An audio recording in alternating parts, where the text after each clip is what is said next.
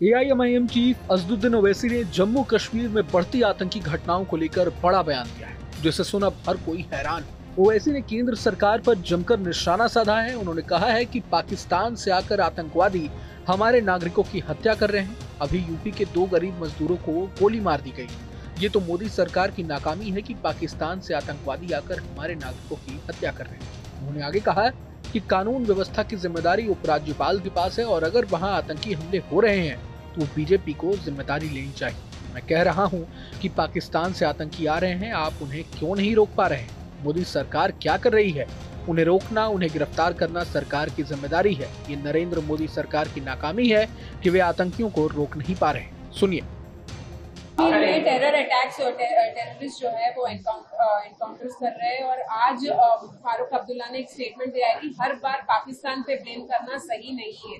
आप किस तरह से देखते हैं? देखिए, मेरा मानना ये है कि लेफ्टिनेंट गवर्नर के पास लॉ एंड ऑर्डर है और अगर वहां पे आतंकवादी हमले हो रहे हैं, बिल्कुल सही है, इसकी जिम्मेदारी बीजेपी पे आयद होती। पाकिस्तान से आतंकवादी आ रहे हैं, मैं कह रहा हूं, आप उनको रोक रहे क्यों नहीं? आप उत्तर प्रदेश के 2 गरीब लेबरों को जाके गोलियां मार दी उनके ऊपर। वो बेचारे उत्तर प्रदेश से निकल के वहां पे लेबर का काम करने आए, गोली मार दी उन लोगों को। क्या कर रहे हैं मोदी सरकार? फिर ये तो उनकी जिम्मेदारी है, एलजी की जिम्मेदारी है। पाकिस्तान से टेररिस्ट कैसे हमारे देश में आ रहे हैं? आपको रोकना चाहिए, उनको पकड़ना चाहिए और हमारे देश के अंदर आकर वो गरीब लेबरर्स जो बिहार और यूपी के, उनको गोली मार रहे हैं, उनके कैंप में जाकर गोली मार रहे हैं। तो ये तो नाकामी है नरेंद्र मोदी सरकार की। आतंकवादियों को रोक नहीं पा रहे हैं, वो जो पाकिस्तान से आकर हमारे देश में हमारे शहरियों को मार रहे हैं।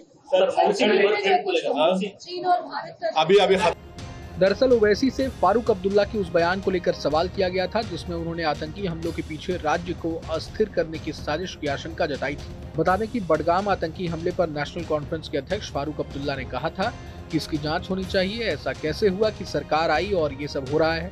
मुझे संदेह है कि ये उन लोगों द्वारा किया गया है जो सरकार को अस्थिर करने की कोशिश कर रहे हैं। अगर आतंकवादी पकड़े जाते हैं तो हमें पता चल जाएगा कि ये कौन कर रहा है। उन्हें नहीं मारा जाना चाहिए, उन्हें पकड़ा जाना चाहिए और पूछा जाना चाहिए कि इसके पीछे कौन है। हमें जांच करनी चाहिए कि क्या कोई एजेंसी है जो उमर अब्दुल्ला की सरकार को अस्थिर करने की कोशिश कर रही है। हालांकि फारूक अब्दुल्ला के इस बयान का बीजेपी प्रवक्ता सुधांशु त्रिवेदी ने जवाब दिया। उन्होंने कहा कि सरकार उचित जांच कर रही है, लेकिन अगर उन्हें ऐसा कुछ लग रहा है, अगर उनके पास कोई ऐसी जानकारी है तो वे अब विपक्ष में नहीं है, उन्हें इसे साझा करना चाहिए। जब उनकी सरकार को अस्थिर करने की बात आती है तो क्या ये वही शक्ति नहीं है जिससे उन्होंने सत्ता में आने के लिए दोस्ती की थी? शायद अब आपको उसी शक्ति से निपटना होगा। उन्होंने कहा था कि हमें पाकिस्तान के साथ बातचीत करने की जरूरत है, या तो ये आपका डर है या फिर अगर आपके पास कोई जानकारी है तो कृपया इसे केंद्र सरकार और एलजी के साथ साझा करें। बहरहाल पूरे मसले को लेकर आप क्या सोचते हैं हमें कमेंट बॉक्स में जरूर बताएं। अगर आपको ये वीडियो पसंद आए तो लाइक करें और चैनल को सब्सक्राइब करें। वहीं तमाम बड़ी खबरों के लिए देखते रहें न्यूज नेशन। न्यूज नेशन अब व्हाट्सएप पर खबरों की ताजा अपडेट के लिए न्यूज नेशन के इस QR कोड को स्कैन करें।